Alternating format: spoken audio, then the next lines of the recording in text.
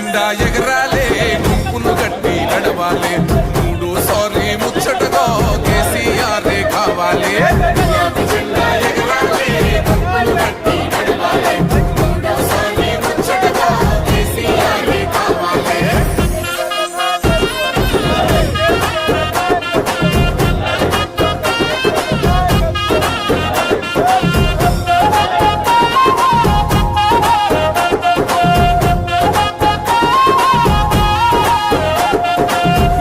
లేకుండా కరెంటు వెలుగులురా రైతన్న ఖాతాలో